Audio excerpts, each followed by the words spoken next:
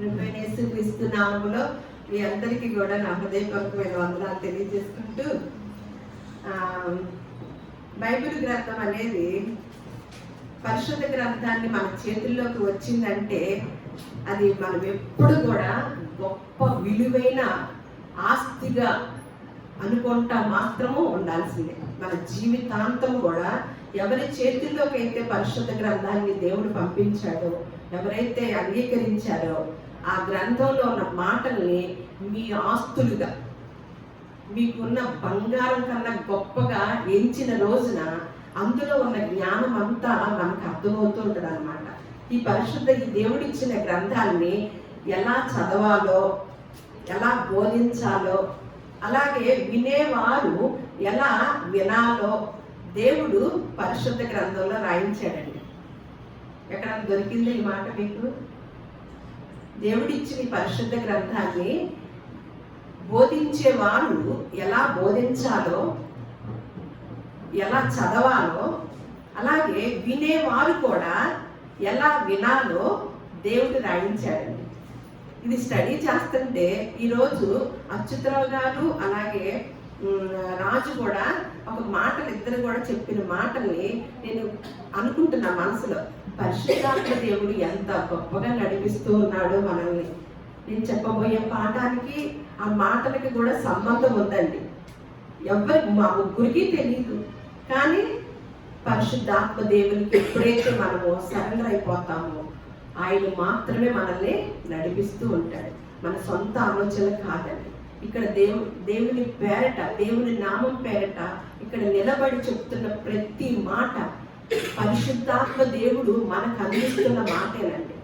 ఇది చదువుకున్నప్పుడు నేను చాలా సంతోషపడి, నిజమే ప్రభా అని ఆ మాటని మా కుటుంబ సభ్యులు కూడా చెప్పాలి అనిపించింది అనమాట. నెహెమ్యా గ్రంథము 8వ అధ్యాయం 8వ వచనం కానీ చూసినట్లయితే, నెహెమ్యా గ్రంథము 8వ అధ్యాయము 8వ వచనం, ఇటువలనే వారు దేవుని గ్రంథమును స్పష్టముగా చదివి వినిపించి జనులు బాగుగా గ్రహించినట్లు దానికి అర్థము చెప్పింది. ఏంటంటే ఇటువలనే అంటూ నెహెమ్యా గ్రంథంలో వారు దేవుని గ్రంథాన్నంట ఎలా చదివి వినిపించారంటండి? స్పష్టముగా చదివి వినిపించి, మళ్ళా ఎలాగా జనులు బాగుగా గ్రహించున్నట్లు ఏం చెప్పారంట? దానికి అర్థము చెప్పారంట. ఇది ఎక్కడైనా మనం చూస్తున్నాం బయట ప్రపంచంలో? చూడండి, ఈరోజు పూర్తిగా మీకు అర్థమవుతుంది అనమాట. అంటే స్పష్టంగా ఎవరు చదువుతారండి వాక్యాన్ని? ఏంటంట, వారు దేవుని గ్రంథమును, మీరు చాలా జాగ్రత్తగా చక్కగా వినండి, ఎందుకంటే ఈ రోజుతో మనకు అర్థమవుతుంది అనమాట. స్పష్టముగా చదివి, స్పష్టముగా అంటే స్పష్టంగా చదవాలి అని అర్థమై ఇక్కడ రాసి ఉంచారు కదా. ఎవరు చదువుతారండి స్పష్టంగా? ఎవరికి చదవటానికి అవకాశం ఉంటుంది? అంతేనా? దేవుని అది చేశారు. ప్రతిరోజు ఎవరైతే దేవుని యొక్క వాక్యాన్ని ప్రప్రథంగా పెట్టుకొని చదువుతూ ఉంటారో వారికి ఎలా వచ్చింది మాట? స్పష్టంగా, ఎక్కడ ఒత్తులు పన్నులు కూడా స్పష్టంగా, అంటే స్పష్టంగా వారు చదువుతారు. చక్కగా సమాధానం చెప్పింది. అంటే మరి దేవుని వాక్యాన్ని గ్రహించట్లేదు అంటే స్పష్టంగా చెప్పారు, చదివి వినిపించారు. అలాగే జనులు బాగుగా గ్రహించినట్లు దానికి అర్థము చెప్పారు. మరి దేవుని వాక్యాన్ని గ్రహించడం లేదు అంటే దేవుని వాక్యాన్ని ఎలా చదవాలి? పరిశుద్ధ గ్రంథాన్ని స్పష్టంగా చదవాలి. తర్వాత దాన్ని విన్నవారు ఏం చేయాలి? బాగుగా గ్రహించాలి. మరి బాగుగా గ్రహించలేకపోతున్నారంటే ఏముంటదంటారు? చదివారు, వస్తున్నారు కదా, మందిరానికి వస్తున్నారు కదా, అందరూ వింటున్నారు కదా. వారు స్పష్టంగా ఇక్కడ స్పష్టంగా గ్రహించబడుతున్నప్పుడు వినేవారు ఏం చేయాలంటండి? బాగుగా గ్రహించాలి. మరి బాగుగా గ్రహించలేదు అంటే ఏం జరుగుతుంది? వారి మనసులు ఎక్కడ ఉంటున్నాయి? ఎక్కడ? మరి గ్రహించాలంటే మన మనసంతా ఎక్కడ పెట్టాలి? మన మనసంతా దేని కొరకు ఆశపడాలి? దేవుని యొక్క వాక్యాన్ని అర్థం చేసుకోవటానికి ప్రయత్నం చేస్తూ మనసంతా, మైండ్ అంతా ఎక్కడ పెట్టుకోవాలి? ఇక్కడే వచ్చారు. దేవుని మాట వినేటప్పుడు అప్పుడు మనము స్పష్టంగా గ్రహించగలుగుతున్నాం.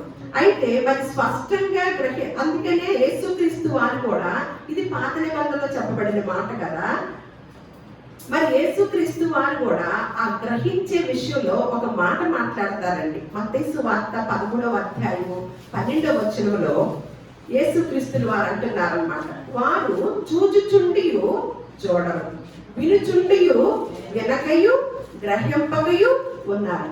ఎవరండి వాళ్ళు?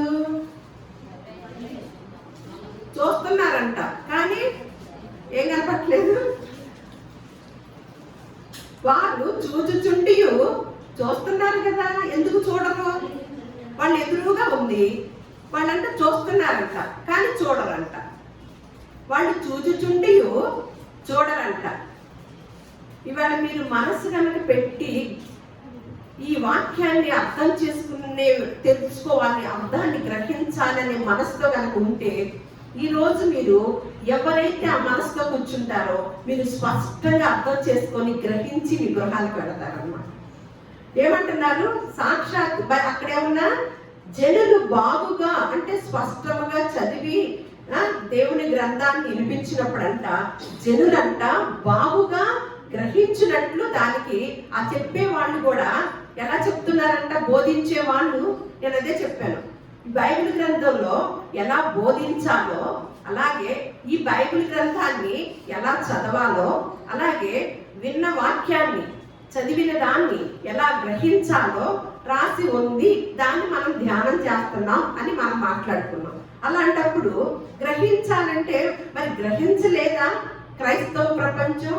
అందుకని పాత నిబంధనలో చెప్పిన మాటని, మరి ఆ గ్రహించాలి అన్న మాటని క్రొత్త నిబంధనకు వచ్చేసరికి యేసుక్రీస్తులు వారు ఏమంటున్నారు? వారు చూచుచుండియో చూడట్లా, వినుచుండియో వినకట్లేదంట, ఇంకా వినటలేదంట, ఇంకా గ్రహింపకు కూడా ఉన్నారంట. ఇది నిజమేనా అబద్ధమండి? ఓకే, మళ్ళా ఇలాంటి మాటలే అపోస్తలుడైన పౌలు గారు కూడా అంటున్నారండి. ఎప్పుడు యేసుక్రీస్తు వారితో పోలి నడుచుకుంటాడనమాట పౌలు గారు. ఆయన ఆ మాటలు డిటో అవలంబించి దించేశారనమాట.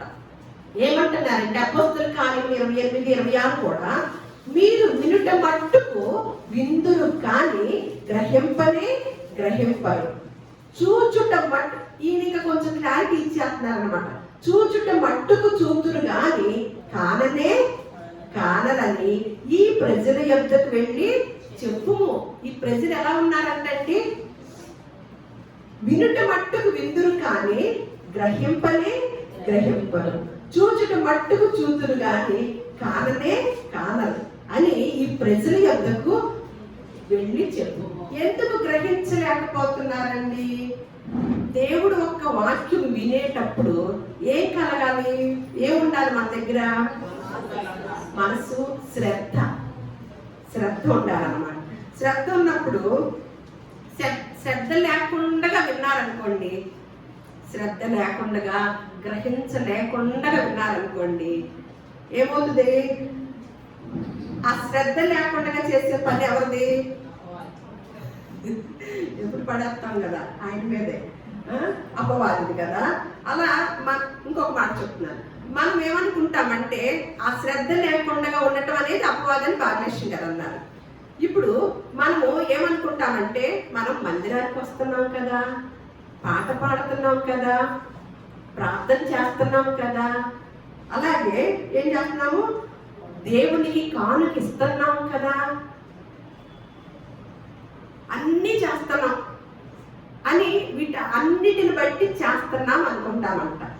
చేస్తున్నాం అనుకున్నప్పుడు వాక్యాన్ని గ్రహించిన వారు ఎవరి కోసం బ్రతకాలండి? మరి క్రైస్తవ ప్రజలైన వారు ఎంతమంది దేవుని కోసం బ్రతుకుతున్నారా, కుటుంబాల కోసం బ్రతుకుతున్నారా? ఇప్పుడు మనం ఏమనుకుంటున్నాము, మేము ప్రార్థనకి వెళ్తున్నాం కదండి, ప్రార్థనకి వెళ్ళి మందిరానికి వెళ్ళి దేవుడు పాట పాడి వస్తున్నాంగా, ప్రార్థన చేసి వస్తున్నాం కదా, అలాగే దేవునికి కానుక కూడా ఇస్తున్నాం కదా, ఇవన్నీ చాలుగా అని క్రైస్తవులమైన మన యొక్క ఆలోచన అన్నమాట. అయితే మరి అలా గనక అయితే నిజమే అవన్నీ అయితే మనం ఏం చేయాలి? దేవుని కొరకు బ్రతకాలి. వాళ్ళు కూడా ఏం చేశారు? ఆ నెహెమ్యా గ్రంథంలోనే చూద్దాము. మళ్ళా నెహెమ్యా గ్రంథము దానికి ముందు ఆ అధ్యాయం తీసుకుందరు. అయితే ఈ వాక్యం విని గ్రహించినప్పుడు మనం ఎక్కడికి వెళ్తామండి? ఏం చేస్తాము? దేవుని కొరకు బ్రతుకుతాం. దేవుని కొరకు బ్రతికిన వారు ఎక్కడికి వెళ్తారు? ఎక్కడికి వెళ్తారు? మనము వాక్యాన్ని శ్రద్ధగా విన్నప్పుడు గ్రహించుతాం. గ్రహించినప్పుడు దేవుని కొరకు బ్రతుకుతాం. దేవుడి కొరకు బ్రతికిన వారు ఎక్కడికి వెళ్తాము? పరలోక రాజ్యం వెళ్తాం. కానీ అపవాది పని ఏంటండి? తనకు ఏర్పాటు చేసిన నిత్య నరకానికి మనల్ని కూడా తీసుకొచ్చే పనిని పెట్టుకుంది. ఆ పనికే కంకణం కట్టుకుంది అన్నమాట. అంటే అపవాది చేస్తుంది ఏం పని చేస్తుంది? మనకు వాక్యాన్ని ఏం చేయబోతుంది? వాక్యం విన్న మీరు వెళుతున్నారు కదా, వెళ్ళండి, చక్కగా వెళ్ళి మనసును మాత్రం ఎక్కడ ఉంచుకోబడ్డది? వేరే చోట ఉంచు. మీరు కానికిస్తున్నారు, మీరు ప్రార్థన చేస్తున్నారు, చక్కగా ఆచారంగా ఆదివారం మందిరానికి వెళ్తున్నారు, ఎక్కడ లోటు లేదు. కానీ బాధల్లో ఒకటే ఏంటి? అపవాది బాధపడేది ఎప్పుడంటే మీరందరూ మందిరానికి వచ్చినప్పుడు కాదు, మీరందరూ వాక్యం వినేటప్పుడు కాదు, మీరందరూ కానుకలు వేసేటప్పుడు బాధపడదు, మీరందరూ పాటలు పాడేటప్పుడు బాధపడదు, మీరు ప్రార్థన చేసేటప్పుడు బాధ. దాని బాధల్లా మీరు వాక్యాన్ని గ్రహించేటప్పుడే బాధ. మీకు అర్థమవుతుందా? ఎందుకు ఇంత మాటలు చెప్తున్నారంటే అపవాది ఎప్పుడు బాధపడిద్దంటే మనల్ని బట్టి ఎప్పుడైతే శ్రద్ధగా విని వాక్యాన్ని మనం గ్రహించినప్పుడు ఏం చేస్తామని? దేవుని కొరకు నిలబడతాము. దేవుని కొరకు మనందరం నిలబడ్డాం అనుకోండి, ఇప్పుడు అందరం వెళ్ళి ఎక్కడ కూర్చుంటాము? తర్వాత దేవుని రాజ్యంలో. దాని టార్గెట్ ఏంటి? ఒక్కరు కూడా వెళ్ళకూడదని పరలోకం. దేవుని యొక్క సంకల్పం ఏంటి? ఏ ఆత్మ నశించిపోకూడదు, అందరూ నిత్య రాజ్యంలో ఉండాలి అనే దేవుని యొక్క సంకల్పం. మరి అలాంటప్పుడు ఏది నెరవేరుతుందండి? ఏది నెరవేరుస్తున్నాం మనము?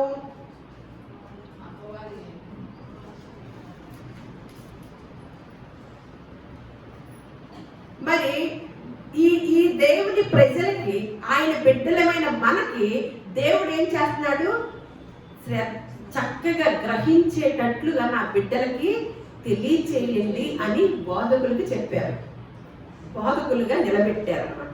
కానీ మీరు వేరు మేము వేరు కాదండి. ఇక్కడ మనకి పేతురు రాసిన పత్రికలో ఉంటుంది, మనందరం కూడా చీకటిలో నుంచి ఆశ్చర్యకరమైన తన వెలుగులోనికి పిలిచిన వారముగాను, మనం రాజులైన యాజక సమూహముగాను, ఆయన ప్రజలుగాను ఉన్నామని, ఆయన యొక్క గుణగణాన్ని ప్రచారం చేయాలని దేవుని యొక్క నిర్ణయము, ఆలోచన, సంకల్పం. అందులో పాస్టర్లు, విశ్వాసులు ఉన్నారండి? లేరు. అందరం కూడా రాజులైన యాజక సమూహం అన్నమాట. మనం అందరం కూడా మన యొక్క అందరం ఏం చేయాలని? దేవుని పని చేసి దేవునికి రాజ్యానికి వెళ్ళాలని దేవుని యొక్క సంకల్పం. అపవాది యొక్క సంకల్పం ఏంటి? మనము మందిరానికి వెళ్ళిపోవచ్చు, ఏం పర్వాలా, ఏ రోజు మానకుండా వెళ్ళినా మన గురించి ఏం బాధ లేదు. ఎప్పుడైతే మనము విని గ్రహించుతామో, శ్రద్ధగా విని గ్రహించుతామో, అప్పుడు వాడికి బాధ అన్నమాట. అప్పుడు ఏంటి? తన కోసం ఏర్పాటు చేసిన నరకానికి తీసుకెళ్లాలని బాధ. అందుకనే ఎప్పుడైతే అర్థం చేసుకొని ఆ బోధని అర్థం చేసుకొని విన్నారో, వాక్యం అర్థమైనప్పుడు ఏం జరిగిందో నెహెమ్యా గ్రంథము 8:9 చూద్దాం. దేవుని యొక్క వాక్యాన్ని అర్థం చేసుకున్న వారు ఏమంటున్నారంటే, జనులందరూ ధర్మశాస్త్ర గ్రంథపు మాటలు విని ఏడవ మొదలు పెట్టగా, అంటే ఎప్పుడైతే దేవుని యొక్క వాక్యం అర్థమైందో ఏమొచ్చింది? వాళ్ళకి దుఃఖం వచ్చిందండి. దేవుని యొక్క వాక్యాన్ని బట్టి మనకి ఎప్పుడైనా దుఃఖం వచ్చిందా? మన కుటుంబంలో ఉన్న సమస్యను బట్టి దుఃఖం వచ్చిందా? ఇక్కడి నుంచి దేవుని యొక్క వాక్యం వస్తుంది. నెహెమ్యా గ్రంథంలో ఆ ప్రజలు ఏం జరుగుతుంది, ఆ ప్రజలకి అర్థమయ్యేటట్టుగా పైన మనం చదువుకున్నాం, అర్థమయ్యేటట్టుగా జనులు గ్రహించినట్లుగా బోధ చేశారు. అక్కడ చేయగానే వాళ్ళకి ఏమైందంట, జనులందరూ ధర్మశాస్త్ర గ్రంథపు మాటలు విని ఏడవ మొదలు పెట్టారంట. ఏడుపు వచ్చేస్తుందంట. అంటే ఎప్పుడైతే శ్రద్ధగా విన్నారో, ఎప్పుడైతే ఆ శ్రద్ధగా విన్నదాన్ని గ్రహించారో వాళ్ళకి ఏం కలుగుతుంది? భయము, ఏడుపు వచ్చేస్తుంది అనమాట. ఏమని? అమ్మో, దేవుని కొరకు ఎలాగైనా నేను బ్రతకాలి. మనకి ఏ దుఃఖం ఉంటుంది అసలు? అసలు ఇంటి దగ్గర నుంచి మొదలెట్టి మందిరానికి వచ్చేది ఎందుకు వస్తాము? ఇవాళ ప్రశాంతంగా దేవుని సన్నిధానం మా కుటుంబ సమస్యలన్నీ చెప్పుకోవాలి.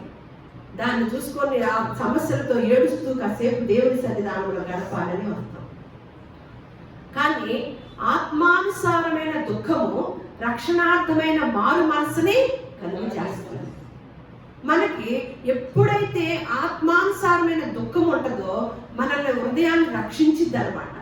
మన యొక్క మనసులు కూడా మనం గ్రహించేటట్లుగా రక్షించిద్ది అనమాట.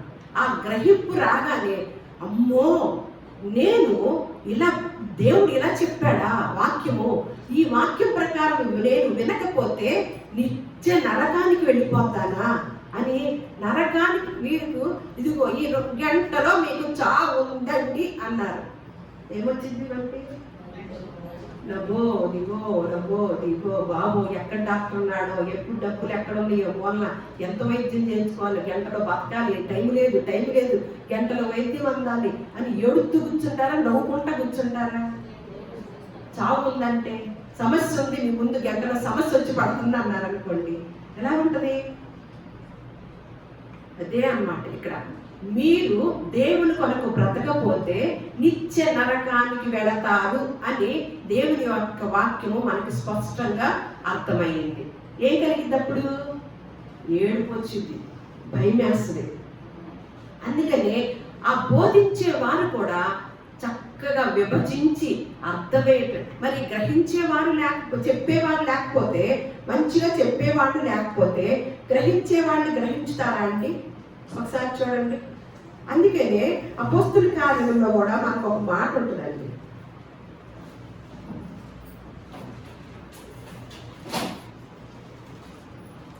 ఎనిమిదో అధ్యాయంలో అక్కడ ఒక సంఘటన ఉంటది, మీరు అందరికీ తెలిసిందే.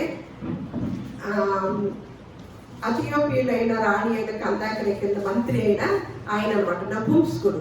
ఆయన రథం మీద వెళుతూ ఆయనకు ఒక గ్రంథం దొరికింది, మనలాగే పరిశుద్ధ గ్రంథం దొరికింది. అది దొరికినప్పుడు ఆయన చదువుతుంటే ఆయనకి అర్థం అవ్వట్లా.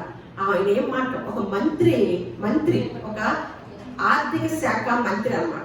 అయినప్పటికీ కూడా తను ఎలాంటి మనసు కలిగి ఉన్నాడో ఇక్కడ చూద్దాం. 31వ వచనం వరకే ఒకటే చూద్దాము. అతడు ఎవడైనా నాకు త్రోవ ఇక్కడ చూద్దాం, 30 చూద్దాం. ఫిలిప్పు దగ్గరికి పరిగెత్తుకొని పోయి అతడు ప్రవక్త అయిన యెషయా గ్రంథము చదువుచుండగా విని, నీవు చదువునది గ్రహించుచున్నావా అన్నాడు ఫిలిప్పు గారు. యెషయా గ్రంథం దొరికింది ఆయనకి. ఆయన రథం మీద యెరూషలేముకి వెళ్తున్నాడు ఆరాధన చేసుకోవటానికి. దేవుని గురించి అంతగా తెలియదు, కానీ మనలాగనే వారం ఆరాధనకి వెళ్ళేవాడు అనమాట. కానీ గ్రహించిన వాడు కాదు. అందుకని గ్రంథం చదివినప్పుడు ఫిలిప్పు గారు మరి దేవుడి యొక్క ఆత్మతో అక్కడికి వెళ్ళి, దేవుడు దూత ద్వారా చెప్పడం ద్వారా అక్కడికి వెళ్ళి, ఆ నపుంసకుడికి ఆశ ఉంది కాబట్టి ఆ పరిశుద్ధాత్మ ప్రేరేపణతో దేవుడు ఫిలిప్పుని పంపించినప్పుడు ఆయన్ని పంపించాడు అనమాట. చెప్పినప్పుడు ఆయన ఏమంటున్నాడు, పరిగెత్తుకొని పోయి అతడు ప్రవక్త అయిన యెషయా గ్రంథము చదువుచుండగా విని, నీవు చదువునది గ్రహించుచున్నావా అంటే ఏం చేయాలి? మనం చదివేది ఎప్పుడు కూడా క్రైస్తవ ప్రపంచం గ్రహిస్తుందండి. గ్రహిస్తే ఏం చేస్తారో మనం చివరిలో తెలిసిందన్నమాట. క్రైస్తవులమైన మనం అందరం కూడా మందిరాలకు వెళుతున్న, తండోపతండాలకు వెళుతున్న మనం అందరము దేవుని యొక్క వాక్యాన్ని గ్రహించగలిగి దానికి వెళుతున్నామా ఆచారపరంగా వెళుతున్నాం అనేది మనం ప్రశ్నించుకుంటే ఇక్కడ మనకున్న మాదిరిగా ఉన్న నపుంసకుడు ఆర్థిక శాఖ మంత్రి తెలియజేస్తున్నాడు. అతను అంటున్నాడు అన్నమాట, వెంటనే ఏం చదివేస్తున్నాను ఎట్టగొట్ట అర్థం అవుతుందండి అంటల్లా ఏమంటున్నాడు, అతడు ఎవడైనను నాకు త్రోవ చూపకుంటే ఎలాగూ గ్రహింపగలనని చెప్పి రథమెక్కి తనతో కూర్చుండమని పిలుపును వేడుకున్నాడంట. ఏం చేశాడు? వేడుకున్నాడంట. నేను గ్రహించాలంటే, నాకు ఇది తెలియాలంటే ఎవరో ఒకళ్ళు మరి తెలిసిన వాళ్ళు చెప్పాలి కదయ్యా. ఆ తెలిసిన వాళ్ళు కూడా బోధించేవాళ్ళు మన ముందే చదువుకున్నాం. ఎలా బోధించాలో, అలాగే వినేవారు ఎలా వినాలో, వాక్యము ఎలా చదవాలో అదంతా కూడా మనకి పరిశుద్ధ గ్రంథంలో తెలియజేసింది. జనులు అర్థం చేసుకునేటట్లుగా స్పష్టంగా చదవాలి, గ్రహించేటట్లుగా విభజించి చెప్పాలన్నమాట. ఎందుకంటే దేవుని యొక్క వాక్యము పరిశుద్ధ గ్రంథంలో ఒక చోట ఉన్న మాటని అది ఇంకొక చోట కూడా కనెక్ట్ అయి ఉంటది అన్నమాట. అందుకనే కొంత అచ్చట కొంత ఇచ్చట. దాన్ని ఏం చేయాలి? పరిశీలించి, ఎవరు? బోధకులు పరిశీలించి జనులు గ్రహించే విధముగా, జనులకి ఆ వాక్యాన్ని అర్థం చేసుకునే విధముగా ఆ అర్థాన్ని చక్కగా చెప్పాలి. ఆ మాటని క్రొత్త నిబంధనలో పౌలు గారు తన ప్రియమైన శిష్యుడికి తర్ఫీదిస్తూ ఎలాంటి మాట చెప్తున్నారో, ఆయన బోధకుడుగా చేసినప్పుడు ఆయన కూడా గురువు గారి దగ్గర నేర్చుకొని తను కూడా బోధించడానికి మొదలు పెట్టినప్పుడు తనకి కొన్ని జాగ్రత్తలు పౌలు గారు గురువు గారు చెప్తున్నారు అన్నమాట. 2వ తిమోతికి రాసిన పత్రిక 2వ అధ్యాయము 15వ వచనం ఏమని చెప్తున్నాడు ఇక్కడ చూడండి. దేవుని ఎదుట తన ప్రియమైన శిష్యుడికి పౌలు గారు చెప్తున్నారు అన్నమాట. నువ్వు బోధిస్తున్నావు, బోధించే స్థానంలో నువ్వు ఉన్నావు కాబట్టి ఆ బోధ ఎలా చెయ్యాలో తెలియచేస్తున్నాడు అనమాట. దేవుని ఎదుట యోగ్యుడుగాను ఉండాలంట. సిగ్గుపడనక్కరలేని పనివానిగాను, సత్యవాక్యమును సరిగా ఉపదేశించు వానిగాను నిన్ను నీవే ఎవరికి కనపరుచుకోవాలండి? దేవునికి కనపరుచుకొనుటకు జాగ్రత్త పడు. ఇప్పుడు బోధకులందరూ ఎవరికి కనపరుచుకుంటున్నారండి? ప్రజలకి ఎక్కడ నొప్పి కలిగించుకోకుండా, ఎక్కడ నొప్పి కలిగితే మందిరం మానేస్తారోనని నొప్పి కలిగించకుండా చక్కగా ఏది అవసరమో, వారికి ఏది అవసరమో, వచ్చిన వారికి కూడా ఏది కావాలో ఆ టైపులో కనుక్కొని ఏం చెప్తున్నాం? రోజు వాగ్దానం అని ఒక్కొక్కరు పెడతారండి. నాకు వేరే వాళ్ళు పాస్టర్లే వాక్యం చెప్తారనమాట. అదే ప్రతిరోజు వాగ్దానం అని పెడతారు. పాపం ప్రతి వాగ్దానంలో కూడా నీకేం భయపడకు, నీకు అన్ని జరిగిపోతాయి, మీ ఇంట్లో మీకు పిల్లలు పడతారు, లేకపోతే మీ పెళ్లిళ్ళు అవుతాయి, ఇవేనండి. ఇక భయం ఎప్పుడు కలిగిద్ది? వాక్యంలో ఉన్న సత్యము ఎప్పుడు గ్రహిస్తారండి? బైబిల్ గ్రంథంలోనే ఇలాంటి మాటలు ఉన్నాయా? మనం ఏది ఎప్పుడైతే ప్రజల నాడి, విశ్వాసుల నాడి తెలుసుకున్న వారే ఏం చేస్తున్నారండి? బోధకులు కూడా. కానీ పౌలు గారు ఏమంటున్నారు? దేవుని ఎదుట ముందుగా బోధించేవారు యోగ్యులుగా ఉండాలి. ఎవరి ముందు బోధకులు ఏం చేయాలి? ఈ వాక్యాన్ని వారికి అర్థం అవ్వాలి. చెప్పే వారికి ముందు అందులో ఉన్న సత్యము అర్థమైనప్పుడు పరిశుద్ధాత్మ శక్తితో చెప్తారండి. పరిశుద్ధాత్మ ప్రేరేపణతో వాక్యాన్ని బోధించుతారండి. గద్దించుము, ఖండించుము, బుద్ధి చెప్పు. ఎందుకంటే ఈ చెవులు ఏమవుతున్నాయి? దురద చెవులు అవుతున్నాయి అన్నమాట. అని నీవు ముందు యోగ్యుడిగా ఉండు. మళ్ళా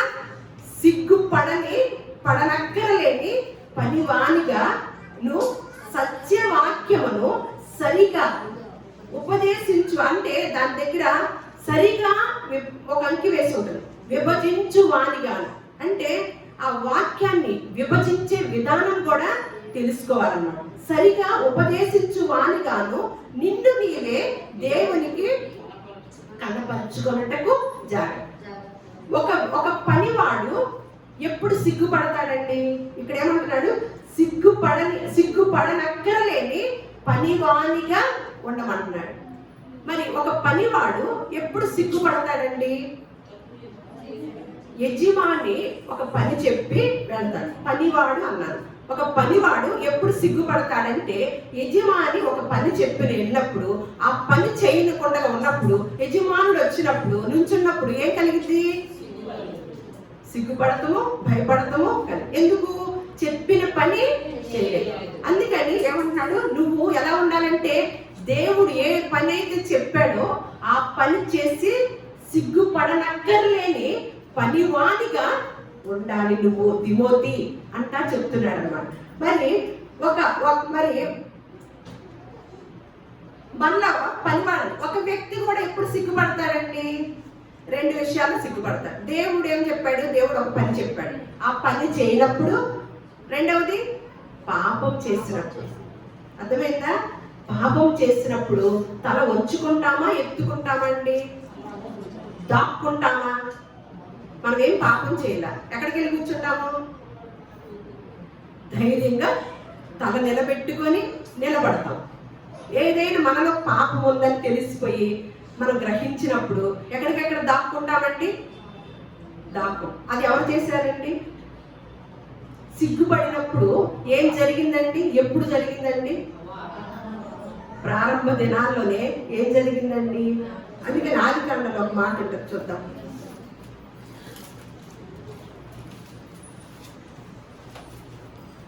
2వ అధ్యాయము 25 చదివి, అప్పుడు ఆదామును అతని భార్యయు వారిద్దరూ దిగంబరులుగా ఉండేది, అయితే వారు సిగ్గు ఎరగక ఉండేది.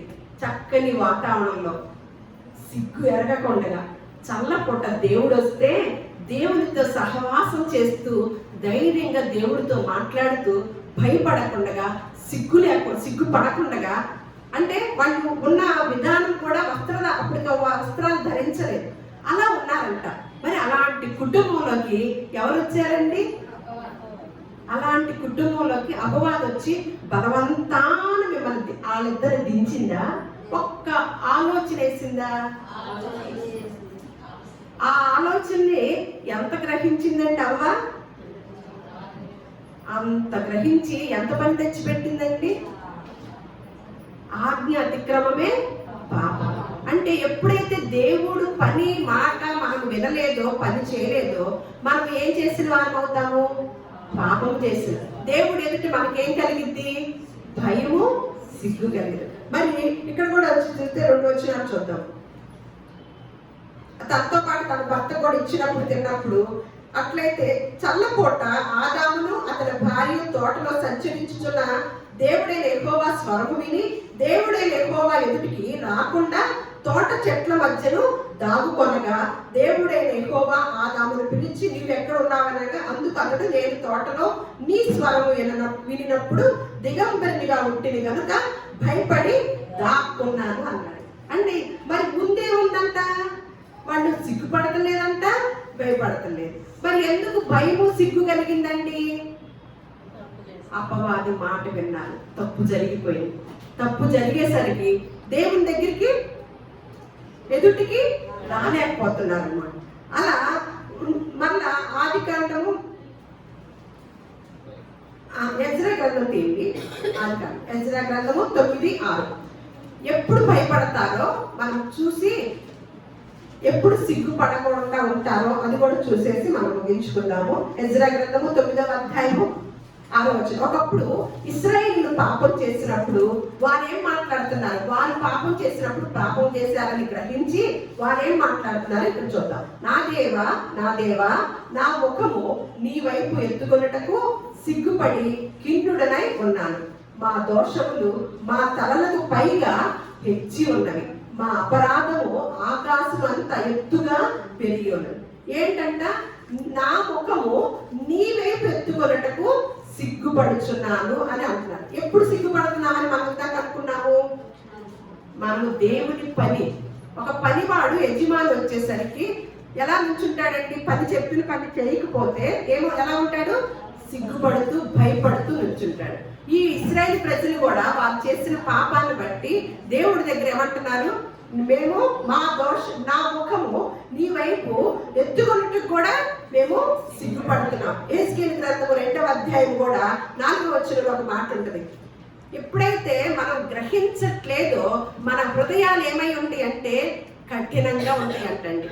ఎప్పుడైతే వాక్యము మనము గ్రహించలేకుండా ఉన్నామో మన హృదయం ఏమైపోద్ది అంటే కఠినం. వారు 2వ అధ్యాయం 4వ వచనం, వారు సిగ్గుమాలిన వారును కఠిన హృదయులై ఉన్నారు, వారి వద్దకు నేను నిన్ను పంపుచున్నాను. వారు తిరుగుబాటు చేయువారు కనుక వారు వినినను వినకపోయినను తమ మధ్య ప్రవక్త ఉన్నాడని వారు తెలుసుకున్నట్లు ప్రభువు యెహోవా ఇలాగూ సెలవు ఇచ్చుచున్నాడని నీవు వారికి ప్రకటించమని తెలియజేస్తున్నాడు అనమాట. మరి ఇంకొకటి మనకి ఇలా చెప్పి పాత నిబంధనలో సిగ్గుపడిపోతామని చెప్పిన వారు మళ్ళీ క్రొత్త నిబంధనలో పౌలు గారు కూడా ఫిలిప్పీ సంఘాలతో రాస్తూ ఏమంటున్నారో చూద్దాం. ఫిలిప్పీ పత్రిక 3వ అధ్యాయము 19వ వచనం, నాశనమే వారి అంతము, వారి కడుపే వారి దేవుడు, వారు తాము సిగ్గుపడవలసిన సంగతులు యందు అతిశయపడుచున్నారు, భూ సంబంధమైన వాటి అందే మనసు ఉంచారు. ఏం చేస్తున్నారంట, వారి కడుపే. ఎప్పుడు కొంతమందికి ఏమి తిందామా, ఏమి తాగేద్దామా, ఏమి చేసేసుకుందామా, ఎలా ఎంజాయ్ చేయాలా, ఇదే ఉంటది కదా. అందుకని నాశనమే వారి వాళ్ళకి అంతం ఏంటంట, వారి యొక్క చివరి దినం ఏంటంట, నాశనమే వారి అంతము, వారి కడుపే వారి దేవుడు. వారంట తాము సిగ్గుపడవలసిన సంగతులు యందు అతిశయపడుతున్నారంట, భూ సంబంధమైన వాటి అంటే మనసు. మరి మనము ఎప్పుడు సిగ్గుపడాలంటే దేవుని పని చేయనప్పుడు, అలాగే ఆయన నామానికి అవమానం తెచ్చినప్పుడు అన్నమాట. అందుకనే రోమా పత్రిక 1వ అధ్యాయము 16వ వచనంలో ఒక మాట ఉంటుంది. రోమా పత్రిక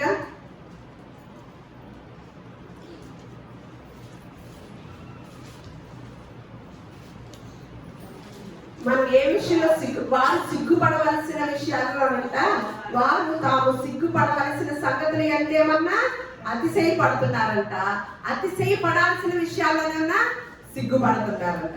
ఎందుకంటే ఇక్కడ 16, సువార్తను గురించి నేను సిగ్గుపడిన వాడను కాను, ఏలయనగా నమ్ము ప్రతి వానికి మొదట యూదునికి గ్రీసు దేశస్తునికి కూడా రక్షణ కలగ చేయుటకు అది దేవుని శక్తి అయి ఉన్నదంట. అందుకని నేను సువార్తను గురించి సిగ్గుపడిన వాడని కాదు. మళ్ళీ అదే రోమ పత్రిక 10వ అధ్యాయము 9, 11 వచనాలు మళ్ళీ ఎవరు సిగ్గుపడాలో చూద్దాం. సువార్త కనుక చెప్పేటప్పుడు ఏం చేస్తారంట, వారికి సిగ్గుపడే విషయమే లేదంట, సిగ్గుపడే వారుగా ఉండరంటండి. అని 10వ అధ్యాయము రోమపత్రిక 9వ వచనం నుంచి చూద్దాం. అదేమనగా యేసు ప్రభు అని నీ నోటితో ఒప్పుకొని దేవుడు మృతులలో నుండి ఆయనను లేపినని నీ హృదయమందు విశ్వసించిన ఎడల నీవు రక్షించబడదు. ఏలయనగా నీతి కలుగునట్లు మనుష్యుడు హృదయంలో విశ్వసించును, రక్షణ కలుగునట్లు నోటితో ఒప్పుకొను. ఏమనగా ఆయన యందు విశ్వాసం ఉంచు వాడెవడను సిగ్గుపడడని లేఖనము చెబుతుంది. ఎవ్వడు కూడా ఆయన యందు విశ్వాసం ఉంచు వాడెవ్వడు కూడా ఎప్పటికీ సిగ్గుపడడంటండి. మన కుటుంబాల్లో ఎటువంటి పరిస్థితులు వచ్చినప్పటికీ మనము గనక ఆయన యందు విశ్వాసం ఉంచితే ఎప్పటికీ మనల్ని సిగ్గుపరిచేవారుగా, ఎవరి మధ్యలోనైనా సరే సిగ్గుపరచలేవనని ఎవరు చెప్తున్నారండి? లేఖనమే చెప్తుందన్నమాట.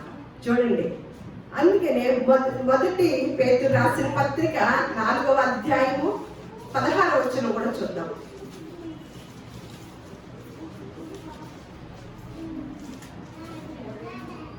4వ అధ్యాయము 16వ వచనం, ఎవడైనను క్రైస్తవుడైనందుకు బాధ అనుభవించిన ఎడల అతడు సిగ్గుపడక ఆ పేరును బట్టియే దేవుణ్ణి మహిమపరచవలెను. అంటే చూడండి, ఎవడైనను క్రైస్తవుడైనందుకంట, ఎవడైనను క్రైస్తవుడైనందుకు ఏం చేయకూడదంట, ఏమవ్వకూడదు, బాధ అనుభవించిన ఎడల అతడు సిగ్గుపడక ఆ పేరుని బట్టి. అంటే క్రైస్తవులైన వారికి చాలా మార్లు బాధలు వస్తాయండి.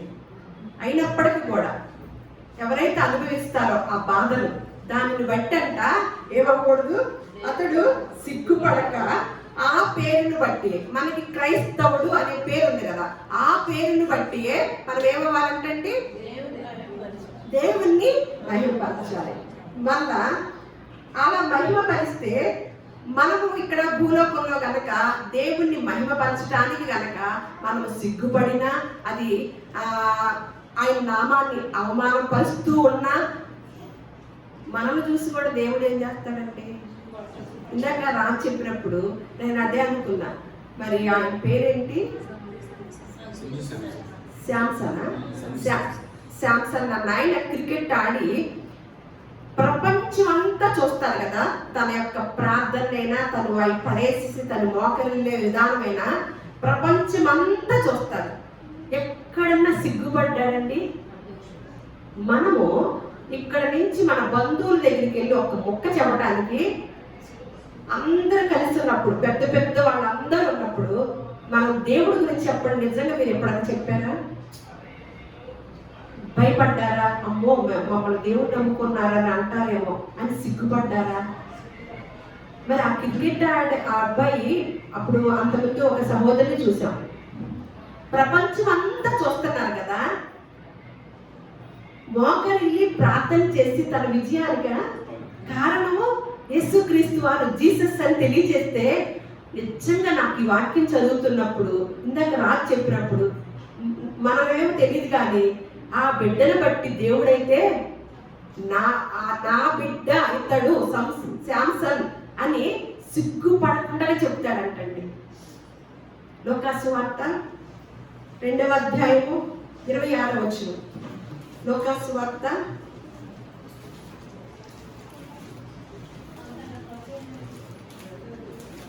26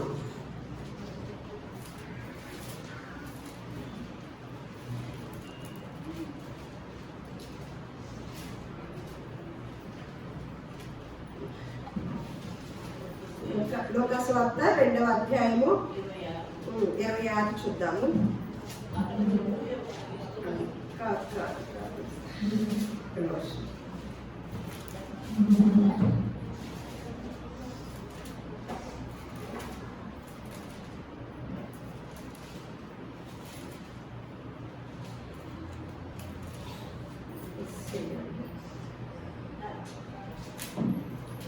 చూడండి, కాదు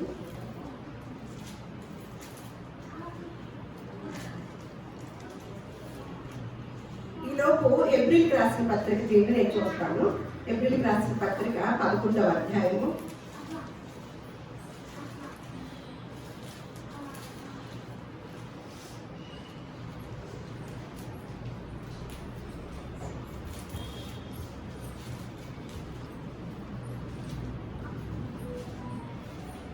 11వ అధ్యాయము 15-16 చూద్దాం. వారు ఏ దేశము నుండి వచ్చినో ఆ దేశమును జ్ఞాపకం అందించుకున్న ఎడల మరలా వెళ్ళుటకు వారికి వీలు కలుగు ఉండును. అయితే వారు మరి శ్రేష్టమైన దేశమును అనగా పరలోక సంబంధమైన దేశమును కోరుచున్నారు. అందుచేత తాను వారి దేవుడిని అని అనిపించుకొనుటకు దేవుడు వారిని గూర్చి సిగ్గుపడడు. ఏలైనగా ఆయన వారి కొరకు ఒక పట్టణము సిద్ధపరిచి ఉన్నాడు. ఎవరి గురించి అంటండి? ఎవరైతే భూలోకంలో ఉండగా మనం ఎక్కడి నుంచి వచ్చామో అక్కడది మర్చిపోకుండా ఉండి వారి లోకంలో ఉండగా పరదేశులకు గాను యాత్రులకు గాను అలా జీవించారు కదా మన పితరులు. అలాంటి వారిని ఏమంటున్నాడు? వారిని దేవుడు అనిపించుకోవడానికి 9వ అధ్యాయం లోకాసు వార్త, అది కూడా తీయండి. వారు దేవుణ్ణి అనిపించుకోవడానికంట నేను సిగ్గుపడను. మనం ఎప్పుడైతే ఆయన సువార్త ప్రకటించడానికైనా ఆ పని చేయడానికైనా మనము వెనకడుగు వేస్తూ భయపడుతూ సిగ్గుపడుతూ ఉంటామో మనల్ని కూడా దేవుడు చూసి సిగ్గుపడతాడండి మనల్ని చూసి. మనకు కూడా అనిపించిందే, మన పిల్లలు మనం చక్కగా పెంచినప్పుడు వాళ్ళు మన మాట వినకుండా తప్పు దాంట్లో ఉన్నప్పుడు ఆ పిల్లలు పక్కకి వెళ్ళినప్పుడు ఎవరన్నా తెలియని వారికి మనం మా బిడ్డమ్మ అని ధైర్యంగానూ సంతోషంగానూ చెప్తామండి. ఏదన్నా బాగా పెద్ద తప్పు చేసిన బిడ్డని నలుగురు అందరి మధ్యలో మా బిడ్డ అని చెప్తామా? పరలోకంలో కూడా అంతేనంటండి. పరలోకంలో అందరి ఎదుట మన గురించి సిగ్గుపడకుండా దేవుడు ధైర్యంతో, దేవుడు గొప్పగా మనల్ని ఈ బిడ్డ నా బిడ్డ, ఇతని గురించి నా బిడ్డ అనిపించుకోవడానికి నేను ఎక్కడా సిగ్గుపడతలా. ఎందుకంటే తను ఆ లోకంలో ఉండగా నా గురించి ప్రపంచ మధ్యలో కూర్చొని నా గొప్పతనాన్ని చెప్పాడు అని ఆ శాంసన్ గురించి దేవుడు ఏమంటాడు? ఇదే అంటాడనమాట. లోకాసు వార్త 9వ అధ్యాయము 26వ వచనం. నన్ను గూర్చియు నా మాటల గూర్చియు సిగ్గుపడు వాడెవడో వానిని గూర్చి మనుష్య కుమారుడు తనకును తన తండ్రికి పరిశుద్ధ దూతలకును కలిగి ఉన్న మహిమతో వచ్చినప్పుడు ఏమవుతుందంట? సిగ్గుపడు. దేన్ని బట్టి? నన్ను గూర్చియు నా మాటల గూర్చియు సిగ్గుపడు వాడెవడో వాని గురించి మనుష్య కుమారుడు తనకును, చూడండి ముగ్గురిని ఇక్కడ మెన్షన్ చేస్తున్నారు, తనకును తన తండ్రికి పరిశుద్ధ దూతలకును కలిగి ఉన్న మహిమతో వచ్చినప్పుడు సిగ్గుపడతాడంటండి. అందుకని తిమోతితో, ప్రియమైన శిష్యుడైన తిమోతితో ఏమంటున్నాడు? నీవు దేవుని ఎదుట యోగ్యుడుగాను అలాగే సిగ్గుపడనక్కర్లేని పనివానిగాను సత్యవాక్యమును సరిగా ఉపదేశించు వానిగాను నిన్ను నీవే దేవునికి కనపరచుకొనుటకు జాగ్రత్త పడు తిమోతి. ఎందుకంటే అందరూ రాబోతున్నారు, తండ్రి కుమార పరిశుద్ధాత్మ దేవుడు ముగ్గురు రాబోతున్నారు. వారంట వచ్చినప్పుడు అంట మహిమతో, ఆయన దూతలు కలిగి ఉన్న మహిమతో వచ్చినప్పుడు అంట నిన్ను చూసి సిగ్గుపడకుండా ఉండాలి తిమోతి అని చక్కని బోధ తిమోతి గ్రహించేటట్లుగా చక్కని బోధ చేశారండి పౌలు గారు. వాక్యాన్ని సరిగా విభజించి జనులు గ్రహించేటట్లుగా, అర్థం చేసుకునేటట్లుగా చెప్పాలన్నమాట అండి. జనులు గ్రహించేటట్లుగా, అర్థం చేసుకునేటట్లుగా చెప్పినప్పుడు వారు దేవుని కొరకు బ్రతుకుతారు. అప్పుడు వారు నిత్య రాజ్యంలోకి వెళతారు.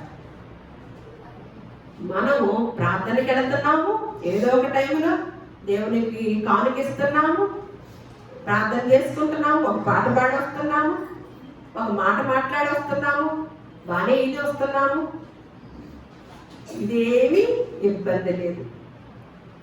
నీ విరోధి అయిన అపవాది గర్జించు సింహం వలె ఎవరిని మృంగుదునా అని పొంచి ఉందంట. దాన్ని ఎవరు గమనించుతున్నారు? కోడి తన పిల్లల్ని గ్రద్దెత్తుకు పోకుండా, కోడికి ఎవరి జ్ఞానం నేర్పారండి?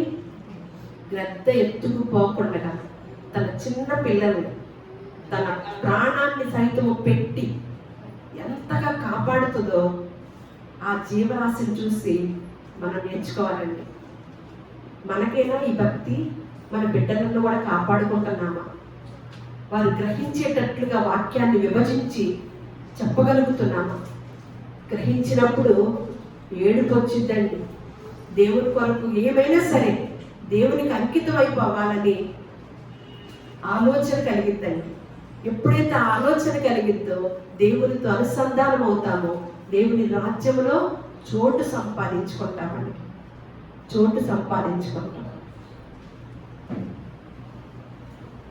ఈ వాక్యాన్ని గ్రహించినప్పుడే అపవాదికి బాధ అన్నమాట. కానీ గ్రహించాలి మనం. ఇక్కడ సిగ్గుపడకుండా, భయపడకుండా క్రికెట్ ఆడేవాళ్ళు ప్రపంచానికి ఎలా తెలియజేశారు, మనము మన పరిధిలో ఈ దేవుణ్ణి పరిచయం చేయాలి. ఏటి విషయాల్లో సిగ్గుపడాలో దాన్ని మానేయండి. కానీ ఈ విషయంలో మనం ఎక్కడ కూడా సిగ్గుపడవలసిన అవసరం లేదు.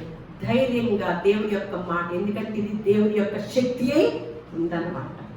ఆ శక్తిని, ఆ జ్ఞానాన్ని చక్కగా విన్నప్పుడు గ్రహించి హృదయాల్ని మార్చుకొని దేవుని కొరకు నిలబడి, దేవుని కొరకు బ్రతికి, దేవుడు ఏర్పాటు చేసిన నిత్య రాజ్యానికి వారసులుగా దేవుడు మనలందరినీ కూడా చేయును కాక.